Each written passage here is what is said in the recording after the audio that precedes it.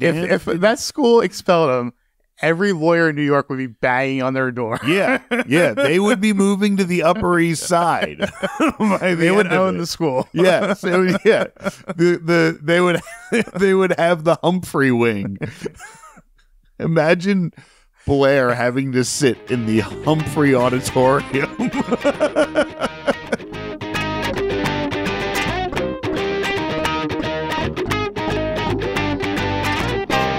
Hey, Upper East Siders and all you scandal-loving listeners out there.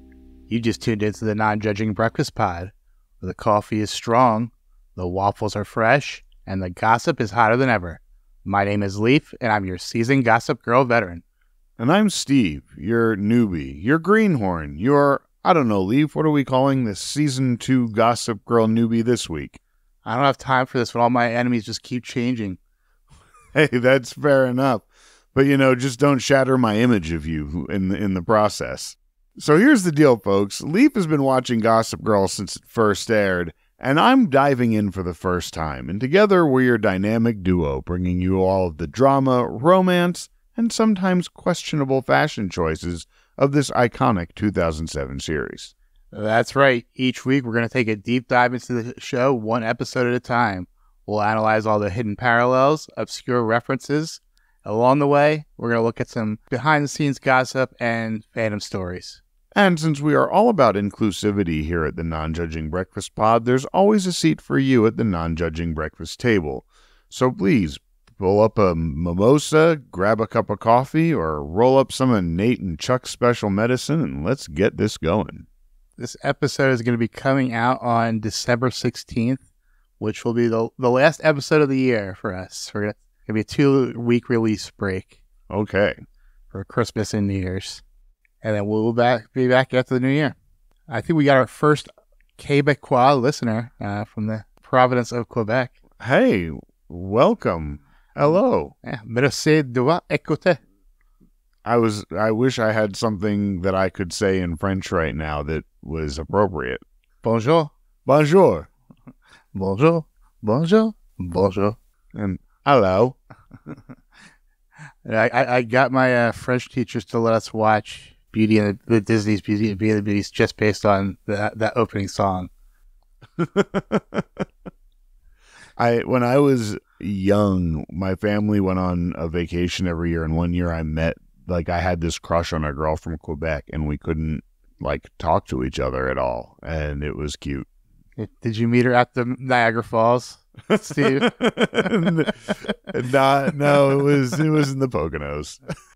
So this episode we're here to talk about is Season 2, Episode 18 of the Age of Dissonance. Originally aired on March 16th, 2009. That was 6 weeks after the previous episode.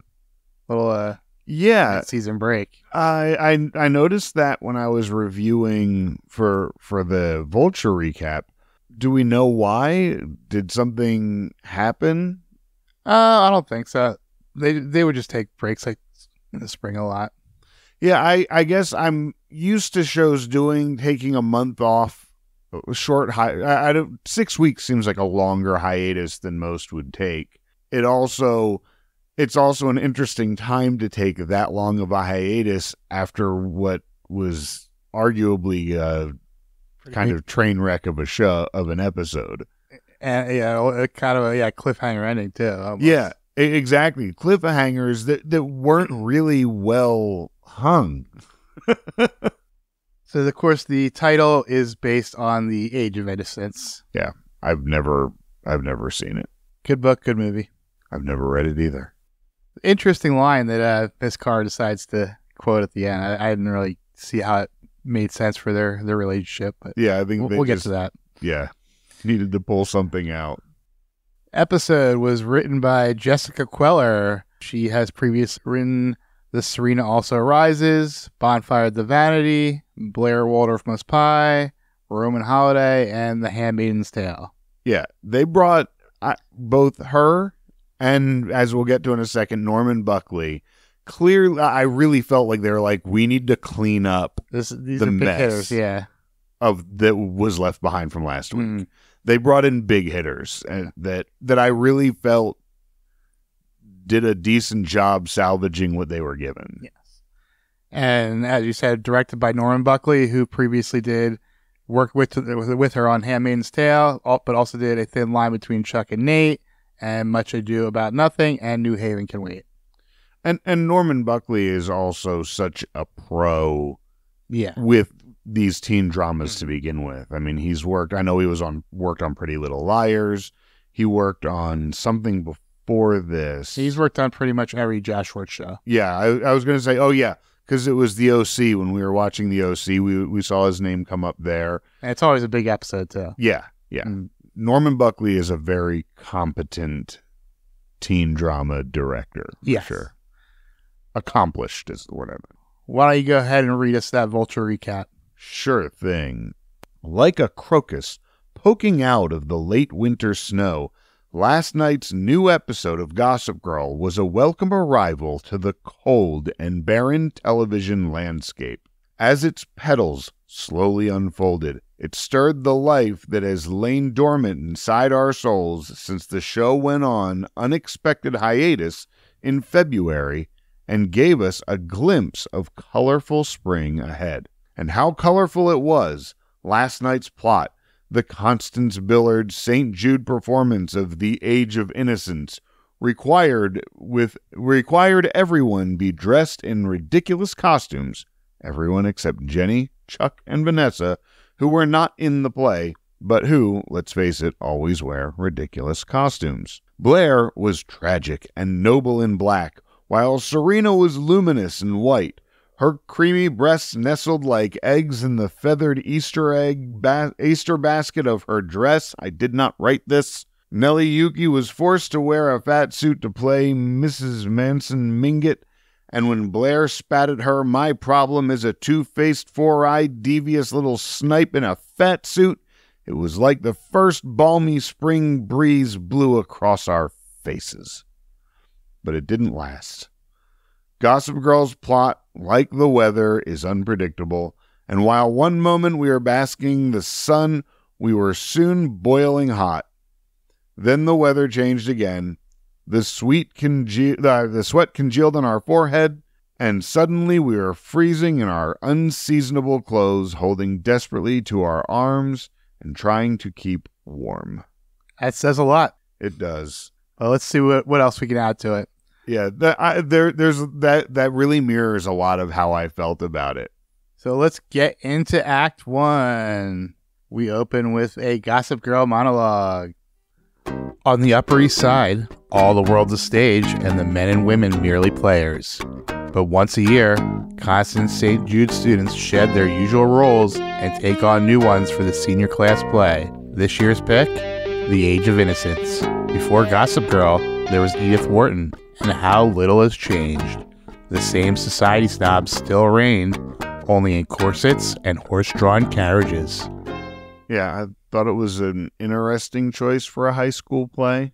I don't know a whole lot about it, but what I do know, I always thought it was a more adult-themed. I thought it was more adult-themed. I don't mean that sexually. I mean that as in, and who would be entertained by it. There's definitely a lot of passion and subtext, but it's all subtext. Yeah. Yeah, and I guess that's what I mean is that and they even allude to that in the episode, that it is the subtext, that the passion is in what isn't happening. Isn't that like almost every Shakespeare play? I mean, it is, but in Shakespeare, I feel like you often get the release too, you know, and theater kids all want to do Shakespeare, right?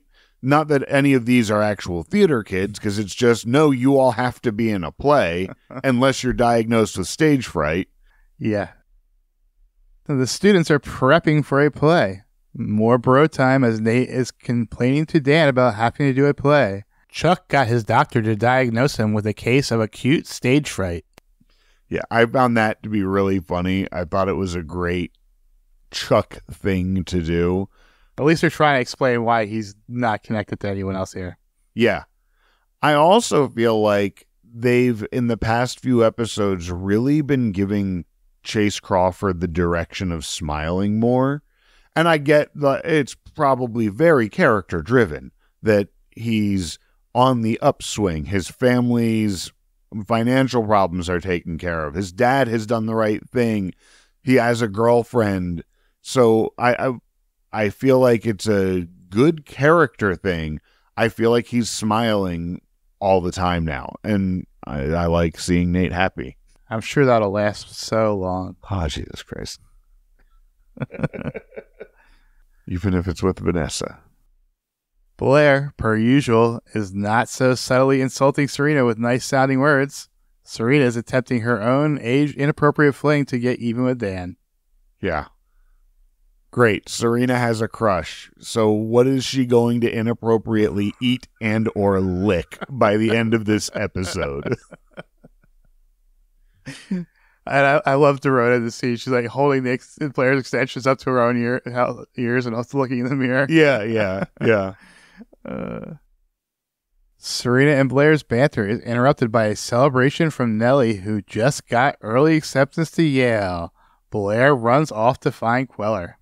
Yeah, that was neat. I kind of liked this whole celebration because once it happened, they were just like, yeah, sorry, B. Yeah, a lot of people like they were totally agreeing with Nellie when she said a lot of people want to take you down. Yeah.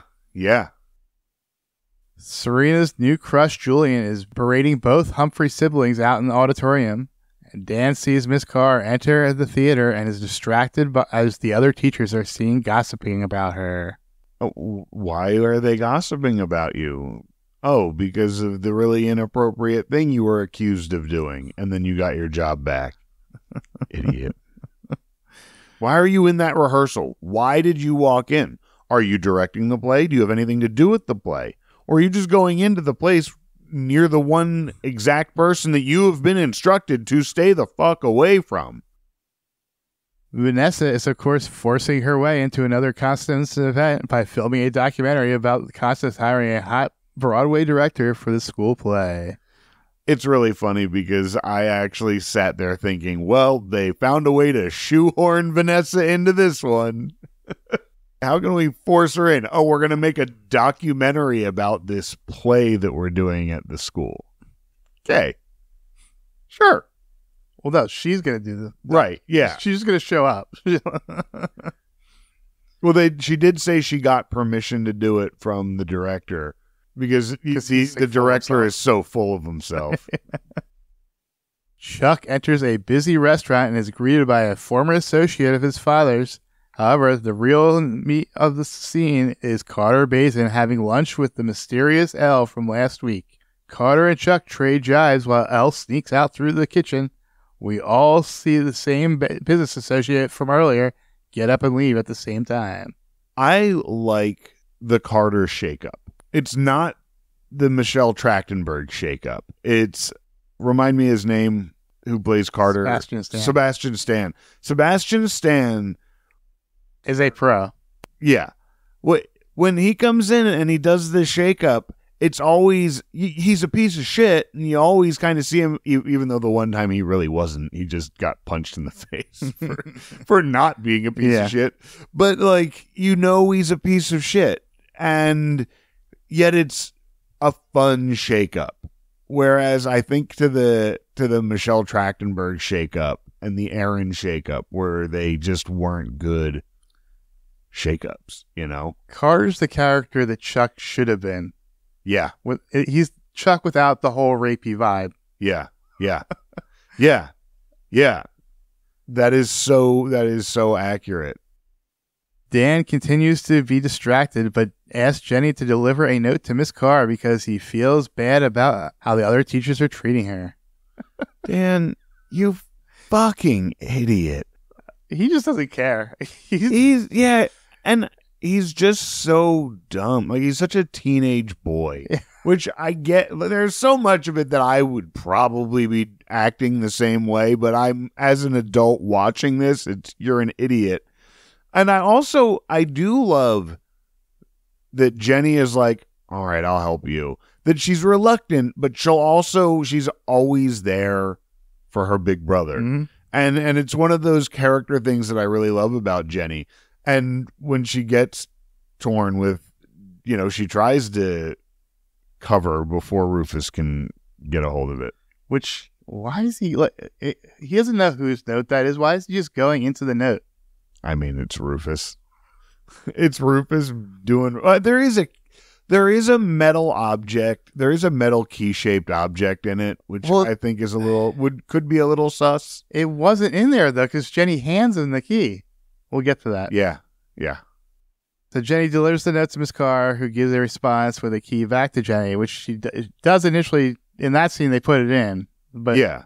So that's just another thing scene where we see the note going back and forth. Blair finds Queller, who explains that the anonymous tipster gave Yale the reason for Blair's previous detention, and Yale subsequently rescinded Blair's acceptance. My first thought was that it could be Harold that made that call. That when Harold, because of his disappointment in what he saw, and that he wanted to basically send the message to Blair of being a good person is more important than impressing me. So my first thought was, wow, did Harold do this? Yeah, I would have never gone there. We know Harold's that good of a person. I also... He's a nice guy, but he's not... he basically lied to his wife for 20 years and cheated on her and then left her. Yeah. There's definitely, yes, you are correct that Harold is not a beacon of morality. So yeah, my head never went there, but interesting thought. Yeah. Well, and I think it's a matter of, although he has shown these bad things, he does love his daughter. There's no doubt that but he also fucking moved to another country and was like, deuces, I love you, deuces. When my ex-wife and I first split, I had friends that flew me out to California, and one of my friends said, if you didn't have kids, you'd be right back here. And I was like, what if my kid's out of this scenario? The thought never occurred to me to move across the country for my kids, let alone across an ocean. Mm-hmm. I could not fathom being that far away from my kids because I chose to. If my kids decided to move to Europe, then I will support them, but I couldn't be that far. And that's why my head never went to Harold. Just like Blair, I immediately went to Nellie. We end the act with a little Gossip Girl narration. Every actress eventually finds the hook into her character, even if sometimes life has to give her a little push. But don't worry, B. When God closes a door, he opens a play. I like that. We move into Act 2.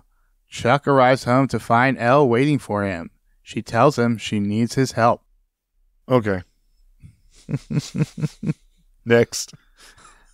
Yeah, not much going on there.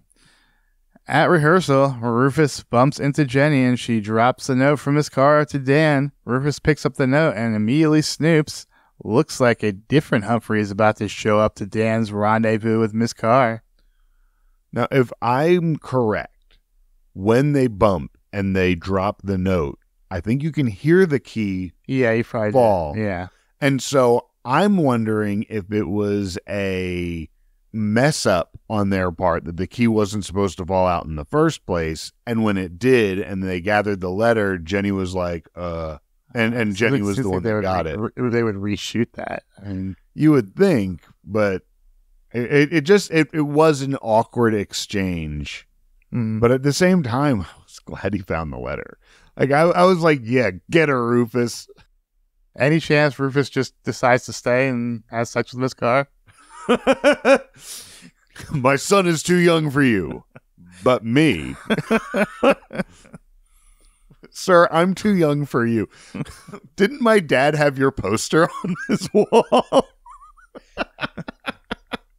They talk about Rufus is 27. He had Dan at 12. Blair bursts into the dressing room in an attempt to bully Nellie Yuki, but Nellie points out that there are about 1,000 people that would love to take Blair down.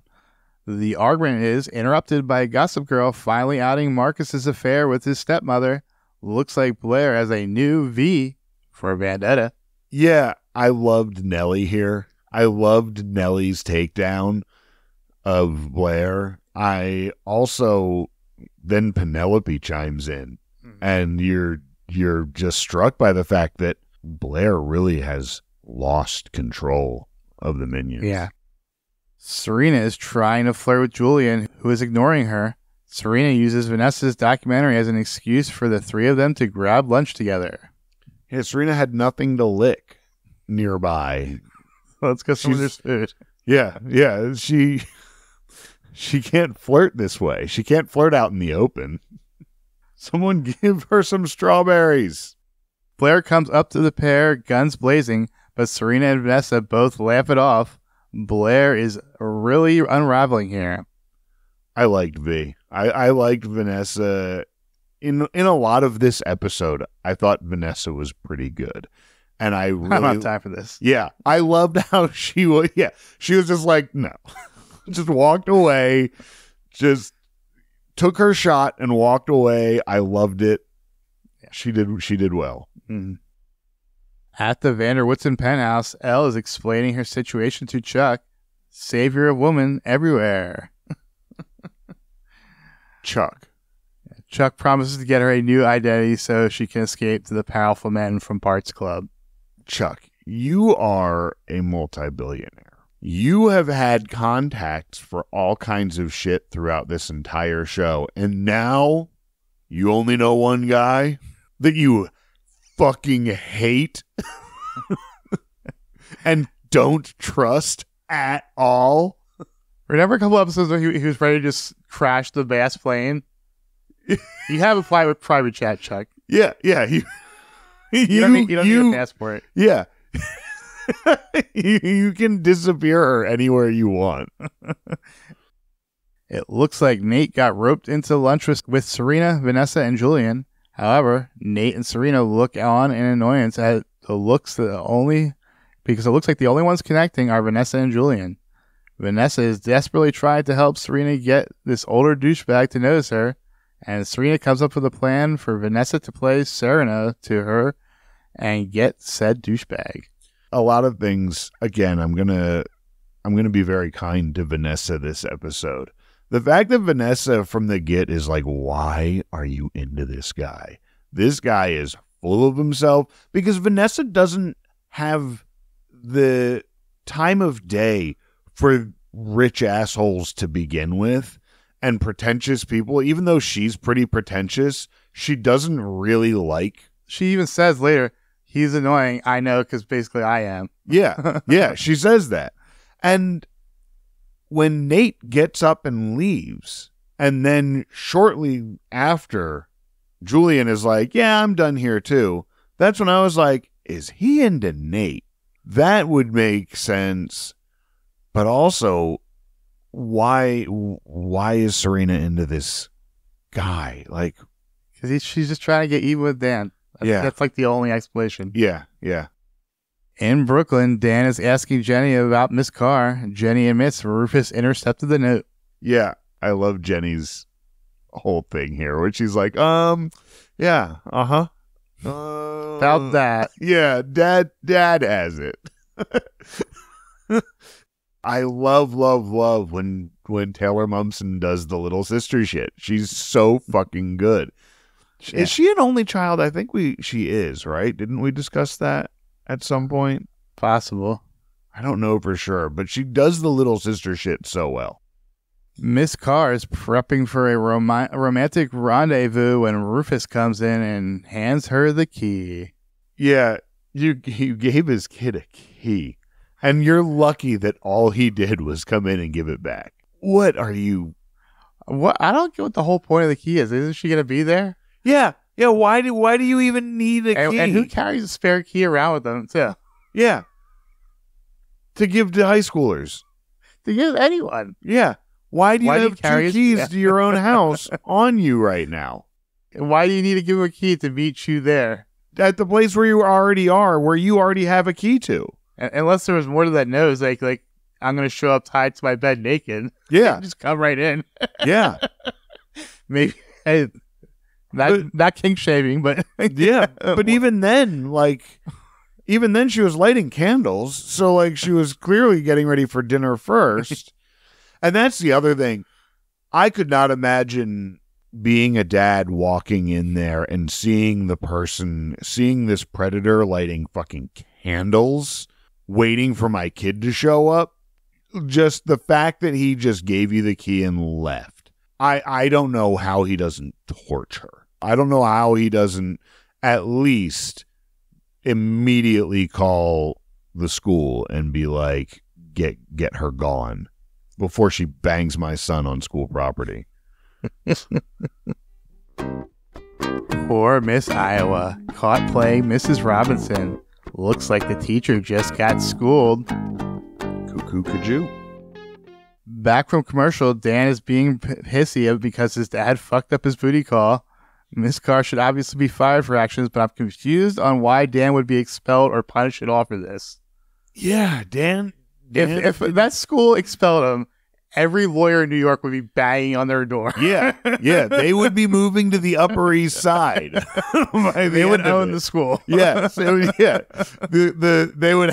they would have the Humphrey wing. Imagine Blair having to sit in the Humphrey Auditorium. But Dan, you're an idiot. Expel your kid because his teacher at our school, seduced him. What? Made the first move on him, then gave him a key. So, yeah. Julian is at Serena's penthouse helping her rehearse as usual, being quite pompous. However, it looks like Serena's Serena idea is working. That is until Nate catches Vanessa talking on the phone. He thinks directly to Julian. The date ends as another Gossip Girl blast outing the real reason why Serena got accepted to Yale. Not to be mean, but did anyone actually think Serena got into Yale based on her grades? Yeah. And I've gotten the impression Serena gets good grades now, but she didn't. They've said earlier that she was not a good student before this year. And so her GPA can't be that great. Yeah. And no extracurriculars other than this play. She played field hockey that one day. Oh, yeah, but I thought that was PE. Maybe. Next, we find Chuck handing Elle off to Carter, who, as we know, is an expert at crossing borders. However, as the limo pulls away, Carter reveals the wrist tattoo showing that he is part of Bart's club. Yeah, Chuck, you're an idiot. Like, you don't trust this guy to begin with. And I did. There is the part of me that was like, that was pretty fun. Like, I did kind of like that, but I also was like, Chuck, you're an idiot. And Carter was clearly just fucking with Chuck because they were just taking her to sign an NDA and hand her a case of money. It's like, he totally made it seem way worse than it was with that move. I also love that Carter is in the club that Chuck wants to get into. Dorota is coaching Blair to use her real-life pain to fuel her acting on stage. However, they are interrupted when a pissed-off Serena enters the dressing room and accuses Blair of sending the tip about Serena and Yale. Blair's new target is Dan.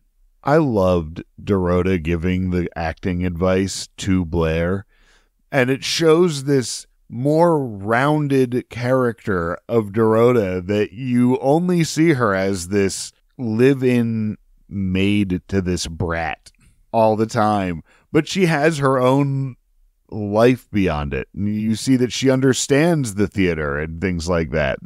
I loved that. Mm-hmm. Dan pulls Miss Carr into the costume closet and uses moves from the play to seduce her. They are now having sex on school property. Yeah. I realize, as somebody who did theater all throughout high school, all throughout college, that the actual costume shop, not the costume shop, but the actual costume closet, for one, is a place where sex often happens, but also during a play is where there's not a lot of traffic during a play because the costumes are already created and you're not going into the closet or anything, but there's traffic still. To risk having sex on school property in the vicinity of where everybody is, all of the seniors, all of the teachers who have come for the play, your boss who told you to stay away from this person, the dad who just told you to stay away from this person. For fuck's sake. And Dan using the fucking blocking from the play to like with the oh shit, this is working look on his face. Yeah, that was good. Moving into Act 3, opening night is here. We get a scene showing the various students doing some last-minute rehearsing. V asks S about why she hung up earlier. Blair gives Dan a dirty look. I really liked this scene despite not having a lot to say about it. I liked the pre-show chaos and everything that was happening. Chuck is meeting with his father's friend from earlier, trying to gain access to the club. However, Mr. Campbell completely shuts it down and plays dumb about the whole thing. As the man leaves, Chuck gets a text with a meeting spot for later tonight. Is this where he says, I care about this person? I think it is, which is funny because he's talked to her like 3 times. And most of the conversations are, leave me alone or give me money. I care about her. Backstage, Julian is giving additional, perhaps unwanted advice to his actors during their first act break. Every douchebag theater person. I've worked with that before, and it just rang so true. In the audience, Queller is thanking Julian's critic friend Christopher Isherwood for attending. If you didn't guess, that person is actually playing themselves, as Christopher Isherwood is a real person and a well-known theater critic. I didn't know at this point, I didn't know the name, but as soon as he was on stage, I was like, oh, that's a real person. This is a cameo. Yeah. He's got them cameo chops. Those cameo acting chops. Vanessa is confused as to why Nate is being cold to her. Julian is mocking Nate and laughing at his own jokes. Does Julian not read the newspaper? Yeah, I thought about that too, of how do you not know that this kid has literally lost everything? And you're berating him and like, not that you would ever know what it's like to lose anything. You fucking idiot. Dan and Blair are doing a remarkable job of carrying on 2 conversations without the audience noticing. Much to everyone's surprise, Blair pins Dan down into the carriage and mounts on top of him and then berates him. However, from behind, it looks like they are sharing a rather passionate makeout session. It looks like Dan might know the real culprit behind the recent string of Gossip Girl blasts. Is there some chemistry here? I thought so. I said that. Robin was like, no. But I caught something from Blair and Dan there. Their comedic chemistry, if anything, is stellar. Yes. They bounce off each other so well. They always do. But that whole scene seemed a little intimate almost. Yeah. And I mean, I know it's supposed to be like a makeout scene from the audience's perspective, but I felt like there was a little bit of something there. I don't disagree. Maybe it's just we know Leighton Meester's taste in men. Yeah, and Dan does look a lot like her eventual husband. Oh, yeah. She's married to Adam Brody, right? Yeah. To Seth Cohen. She's got a type. It's the Josh Schwartz stand-in. Let's keep her away from Benjamin Levi. The play continues, and the students stumble over their lines, and Nate explodes in rage because he thinks Julian is after Vanessa. Blair and Serena and Nellie use this as an excuse to go off script as well. Poor Dan tries to awkwardly keep playing it straight. This is why you never force kids to do theater. Theater is fun for people that really enjoy it. I understand having classes where you do scene work in an English class and understanding theater and understanding those sorts of things. But forcing kids into a play is a really bad idea because anyone that hates it is ready to just blow the whole thing up at any given time. So right before Nate comes out on stage, there's like a quick little scene with him and Jenny. Yes. And Jenny like has a little throwaway line about, it basically got in Nate's head about Vanessa and the director. I wonder if there's another deleted scene somewhere of Jenny seeing Nate being jealous about Vanessa and pushing that a little yeah. bit. Because I felt like Jenny was kind of downplaying it. Yeah, it came off as like a throwaway line, but that could have just been Jenny acting. Yeah. And then, but who knows? Because I actually liked that they were friendly. Because I feel like the last time the two of them really talked was the dance. Right? I know Vanessa and Jenny have talked since then, but I don't know if Nate has. Shakespeare says, all's well that ends well, and sometimes it just ends.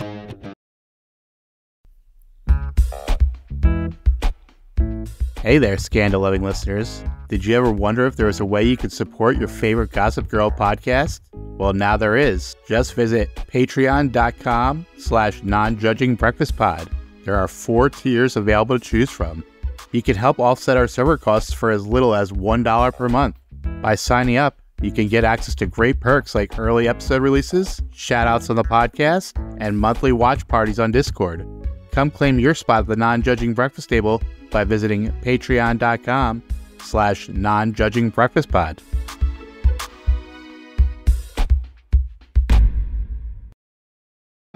After the commercial, everyone is backstage and Julian is berating the cast.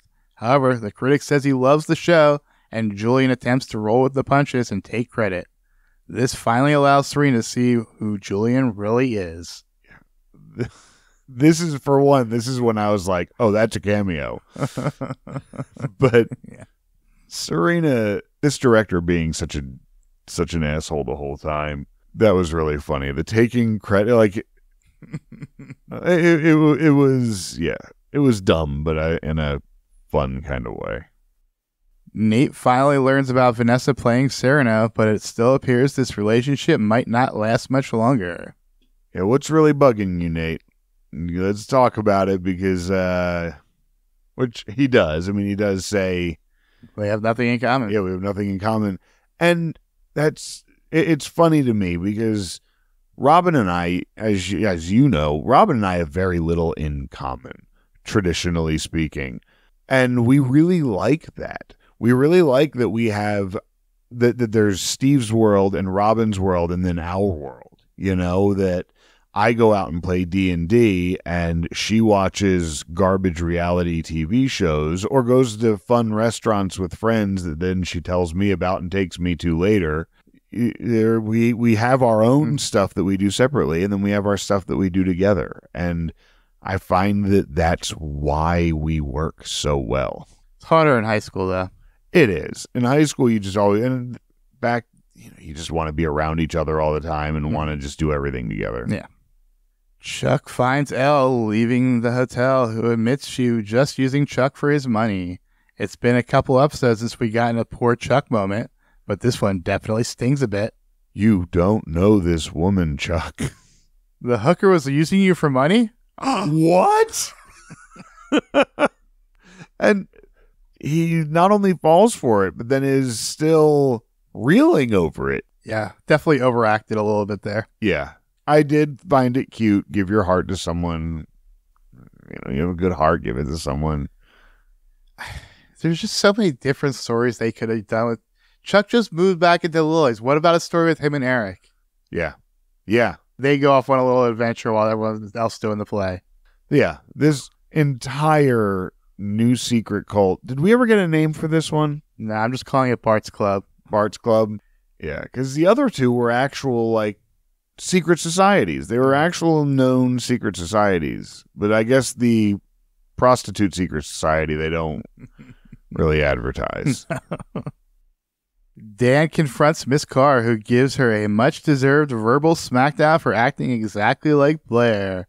The coup de grace is Dan telling Blair that he and Miss Carr just had sex in the costume closet. I love that you see Dan in real time realize that Rachel is just as catty as Blair is. And that line walking away, oh, and we had sex in the costume closet, so do with that what you will. Yeah. That's yours now. As weird as it is, I'm much more bothered by Miss Carr's relationship with Serena and Blair than the one with Dan. She wasn't his teacher. He's 18. The relationship with Blair and Serena was much weirder. All of it is. I mean, the whole thing with Dan's not great, but whatever. It happened. Fireable. Yeah, definitely fireable. Fireable for sure. But the one was with it wasn't very predatory. I wouldn't really say it's predatory. I agree. Even though I've called her a predator and I've said things like that. But the relationship with Blair and Serena was just wrong from the start. And she had no boundaries. Yeah. And that was the thing. As this teacher, she never had any boundaries with anybody at all. Mm-hmm. Blair's look and line to Miss Carr absolutely slays. However, Dan's vehemence has clearly already broken Miss Carr, and Blair, in a moment of relative empathy, declares Miss Carr's punishment is to live with the consequences of her own actions. Yeah, you see Blair realizing that what Serena said really rattled her, that betrayal is in her nature. And when she sees this sort of reflection of herself that she created, because Rachel didn't come into this ready to fight. She started getting attacked and went on the offense. She was wrong about all of it. But I think Blair saw that reflection of what she had caused as well. And it really gave her that moment to pause. And I thought that was really good of Blair. I thought she was really cold, but strong. And Blair's line, by the way, was student sex in the costume closet. Is that what they mean by heartland values? Yeah. We move into the epilogue. Dan, being a good guy, admits to Serena that he is indirectly responsible for the Gossip Girl blast, and Serena leaves to apologize to Blair. Yeah. And that was sweet. That was a cute little thing. Yeah, there's no real reason for him to admit that. I mean, he could have just got away with it. And no one would have known. But Dan always seems to want to make things right with Serena, especially. He always wants to make things right, but especially with Serena. Although Serena at this point doesn't know that he's slept with Miss Carr. In fact, she doesn't know that there's been anything beyond them having that one picture. It'd be interesting who Blair actually tells.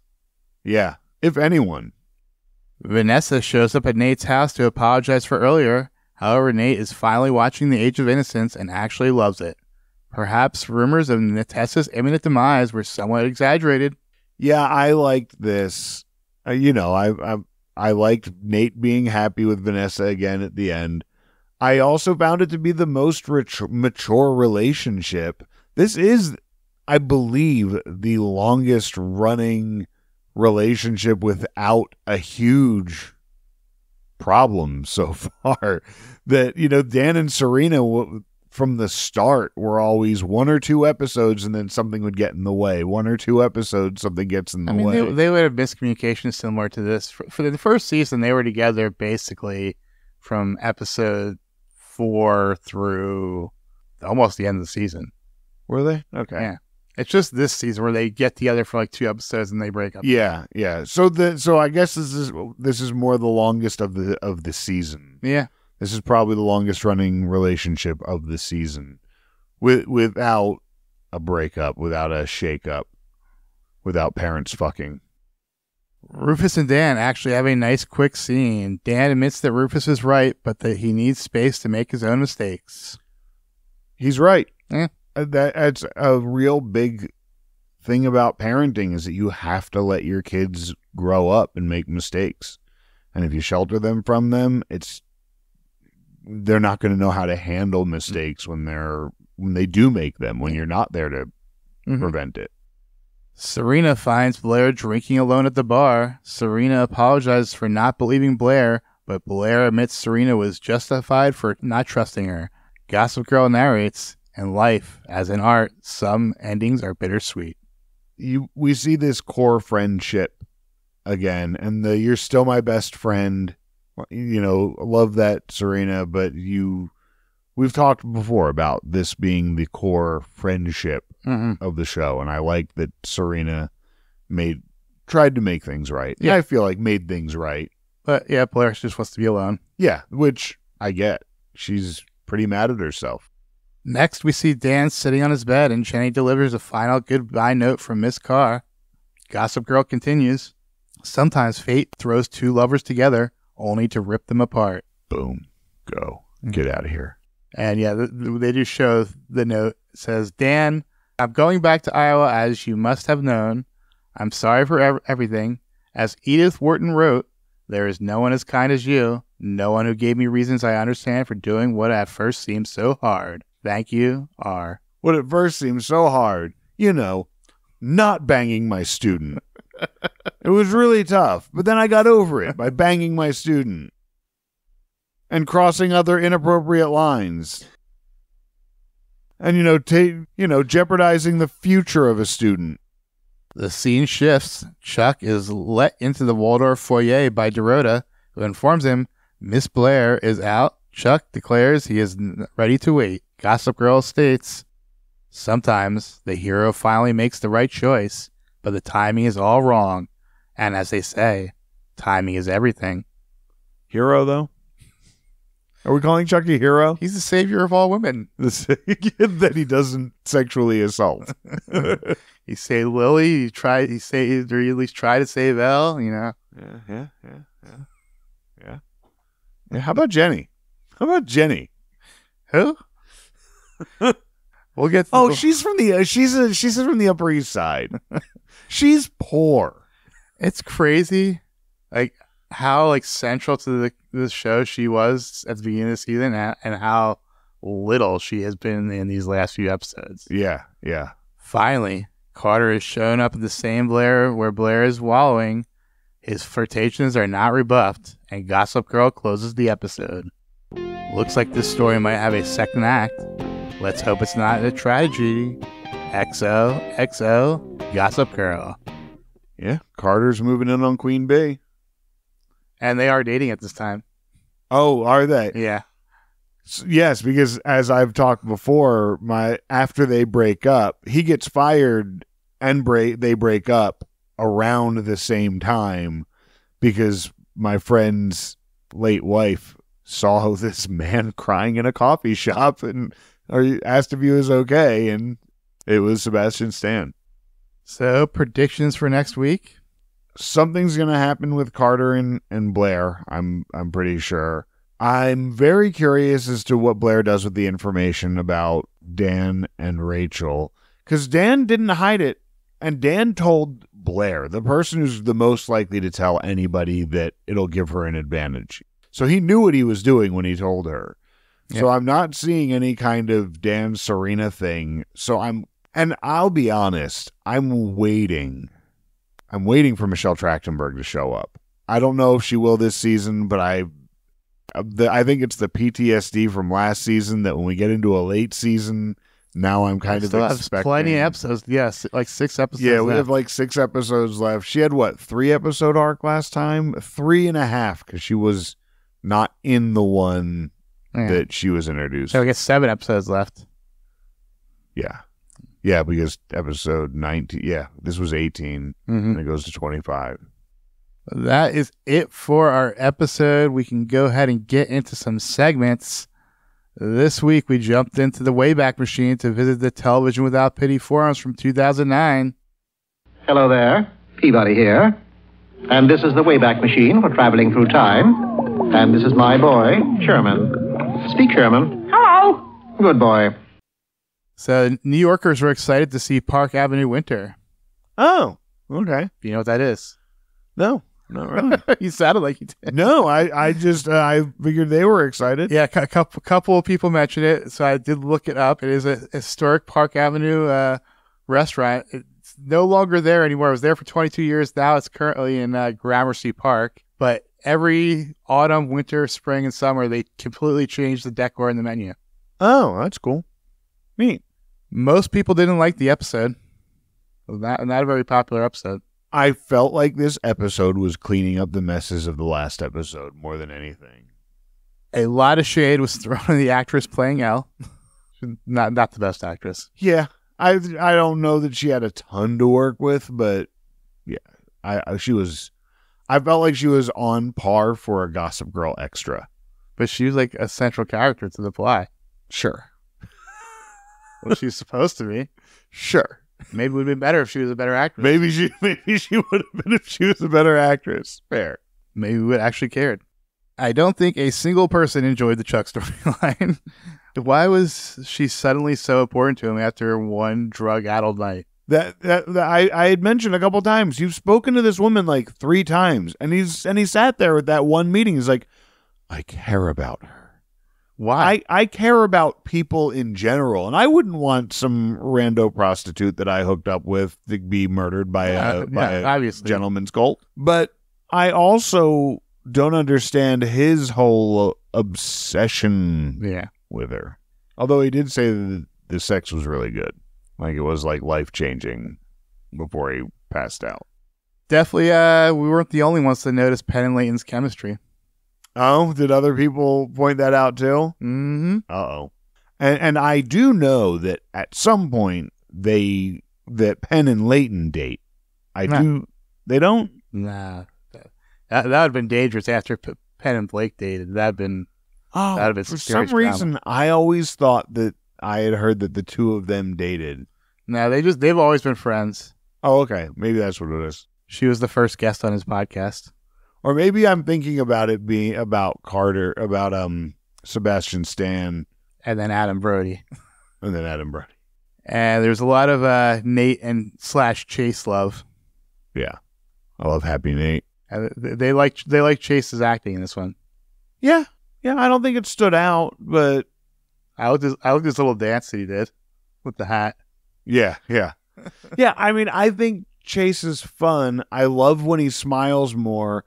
As we've said many times, I wish they would write him funnier because he has the chops to be really funny. Why don't we go ahead and get into some episode grades?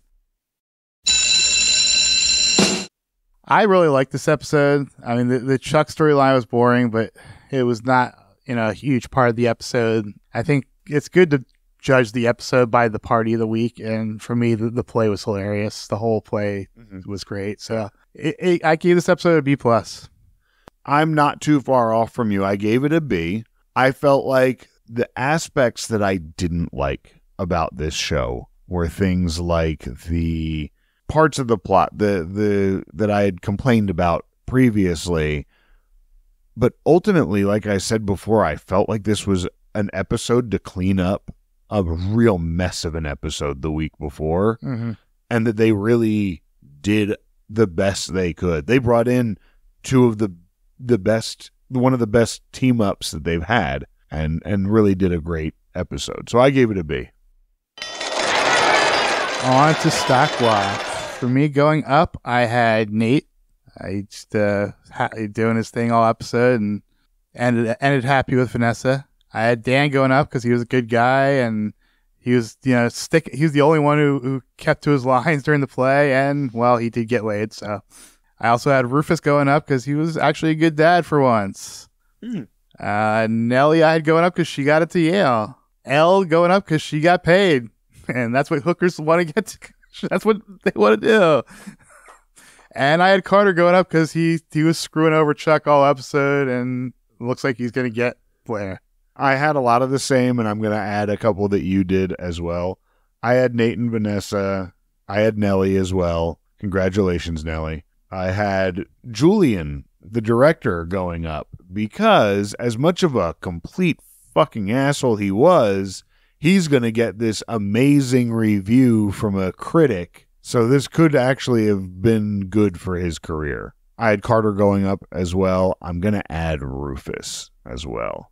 I'm going to send Dan into neutral because I had him going down, but then you made some good points. So yeah, I've got Nate, Vanessa, Nellie, Julian, Carter, Rufus. For me going down, I have Chuck, Blair, Miss Carr. Chuck and Blair are obvious. Miss Carr is obvious. And I had Julian going down because he was just a douchebag, so I didn't like him. That's fair. Otherwise, I had the same Chuck, Blair, and Rachel and Miss Carr all going down. And I had Serena and Jenny neutral. Yeah. Yeah. So, yeah, Serena largely had a non-episode. Same with Jenny. At the end of the episode, she didn't get what she realized she didn't want anymore. Yeah. Yep. Classic Serena. Yeah. She's got to go. But here's the best outfits from the last episode we've seen. Best outfit. For me, I had Blair's black lace Marchesa gown from the play. It was paired with a black hat and some great accent jewelry. Yep. That's what I had too. Because also at the end when you see it, when she's at the bar and you see almost like the landscape pattern on the lace top, that's fucking awesome. And of course, it's a Marchesa gown in their school's wardrobe. Yeah, yeah. I will say that, of course, there is at the Constance Billard. Of course, I will say that it is not a complete unheard of thing to find some ridiculous designer clothes in a costume shop. Because I remember I forget if it was college, it was probably high school, that we found some kind of, I don't even remember who it was because I didn't give a shit. But everybody was like freaking out that they found this designer suit just in our costume shop. And it's because people would donate clothes to the theater or things like that.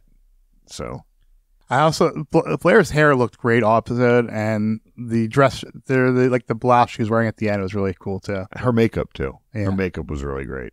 Which is kind of funny that the whole thing was about them doing a play and they didn't have them in stage makeup. They had them just in normal stuff. Would have been a really funny touch to have them in stage makeup for it because of how bad high school kids are at applying stage makeup. Well, that is it for segments. Do you have anything you want to plug? In January, and I'll have the exact date next time, in January, early January, I will be featuring at the open mic at Dawson Street Pub in Roxborough, Manayunk. So come on out to the open mic, play some songs, and check out my set. You can also find me on TikTok or Instagram at steve.marchion, Marchion. So follow my fun stuff on those platforms. And I'm also on Blue Sky at The Weed Wizard. So follow me there too. Later this week, I will be on an episode of the Farm to Fable podcast. It is a Smallville retrospective fan cast. Similar to our podcast, Michael is doing a deep dive of the TV show, one episode at a time. My episode releases on December 19th. It is Season 8, Episode 7, titled Identity. I'll put a link to the show notes, but Farm to Fable can be found wherever you listen to podcasts. And you can follow me on Blue Sky and Instagram at Hot Capicola. That's HOTCAPICOLA. You can follow the podcast at Non-Judging Breakfast Pod. That's on Threads, Instagram, TikTok, and on Facebook. And you can find our Discord server and our Patreon by visiting our website, nonjudgingbreakfastpod.com. And if you'd like to send us a message, we'd love to hear what you have to say and maybe even read it on the air. Our email address is nonjudgingbreakfastpod@gmail.com. Also, while you're listening, please hit that like, that subscribe, that follow, the rate us. Please leave a comment. It really helps with our visibility on the Apple Podcasts. And also, while you're at it, tell a friend. Let people know what you're listening to and get other folks to listen. I'll even say, I hope, Katie, if you decided to listen, I know Robin's friend that she was just talking to the other day is rewatching Gossip Girl. So I hope that you have come and joined us as well. Right in, let us know, Katie. And we will be back in the new year to talk about Season 2, Episode 19, The Grandfather. The Netflix episode description reads, devastated by the recent plot twist in her life, Blair turns her back on her predictable existence in favor of a wilder lifestyle. Oh, this will be fun. Oh, Blair going wild. Yes. Blair and Carter coming up. Oh yeah, I'm definitely I'm here for this. Yeah. I'm here for it. Until next time, you know you love us. XOXO. Every time you walk away, run away, you take a piece of me with you there. Every time you walk away, run away, you take a piece of me with you there. Every time you walk away, run away, you take a piece of me with you there. Oh, it seems I'm walking right to your door. My heart's still resting, looking for something more. Are you ever gonna see everything you mean to me? I'm trying really hard to believe. Every time you walk away, run away, you take a piece of me with you there. Every time you walk away, run away, you take a piece of me with you there. Every time you walk away, run away, you take a piece of me with you there. Never feels right when I'm out here on my own. I left last night and it feels like way too long. Are you ever gonna see everything you mean to me? I'm trying really hard to believe. Every time you walk away, run away, you take a piece of me with you there. Every time you walk away, run away, you take a piece of me with you there. Every time you walk away, run away, you take a piece of me with you there. Come back to me. Smile and you'll make my life complete. Every time you walk away or run away, you take a piece of me with you there. Every time you walk away or run away, you take a piece of me with you there. Every time you walk away or run away, you take a piece of me with you there. Every time you walk away or run away, you take a piece of me with you there. Every time you walk away or run away, you take a piece of me with you there. Every time you walk away or run away, you take a piece of me with you there. Every time you walk away or run away, you take a piece of me with you there. Every time you walk away or run away, you take a piece of me